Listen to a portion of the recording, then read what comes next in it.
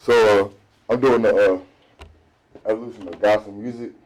You know, today people really just worry about hip hop, whatever like that, or what's going on. But people don't realize how big gospel is in music industry, not just for the church, but just for the industry period. It even works along with the hip hop industry. So here we go.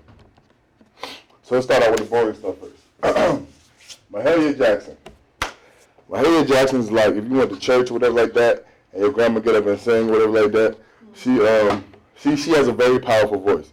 Like when she comes in the room, everybody knows. So Mahalia Jackson, she didn't grow up the best. She grew up with 13 siblings. I don't know what it's like because I don't have no siblings. But she came from New Orleans. So everybody knows from New Orleans, jazz is a really big part of New Orleans. So, I mean, in this era, she took jazz and mixed it with gospel. And that was a really big thing at the time because they was used to singing Negro spirituals and stuff like Wade in the Water and stuff. So this is a really big part of gospel music.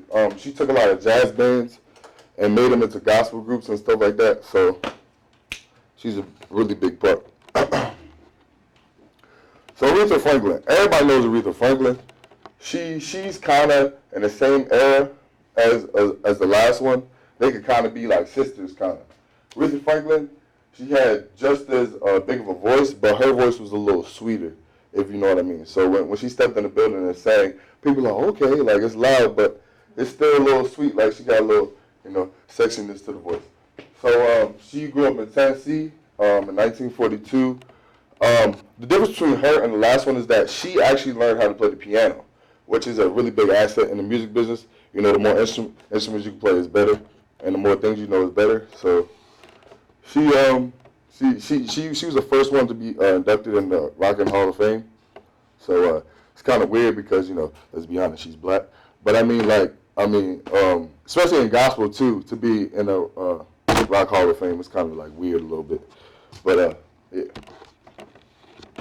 So Kirk Franklin. So I think everybody's heard of Kirk Franklin or whatever. He's definitely known for doing a lot of things. But I wanted to show you guys these pictures because, like, although gospel music is gospel music, it's not just about gospel music. It was really about the clothing too. So as you can see, like they had like the long suits and the fades and stuff like that, whatever. So this is Kirk Franklin back then. This is Kirk Franklin now.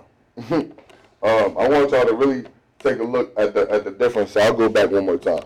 This is him then, and this is him now. So in this picture right here, we have Kirk Franklin doing the Millie Rock. So back in the day with gospel music in church, it was a sin to even have instruments in the church. Like people didn't want to do nothing in the church. But now we got people on stage, Millie rocking. You know what I'm saying? So it's not just gospel. Kirk Franklin gets stuff from many artists. Like he works with Lil Wayne sometimes. Like he works with him, Jay-Z, stuff like that. So this is how he gets all his stuff, and he keeps gospel fun. So Kirk Franklin, he's a native of Dallas, Texas, whatever like that. He was really raised in the R&B charts and stuff like that. It's funny because if anybody knows Plies the rapper, he looks just like him.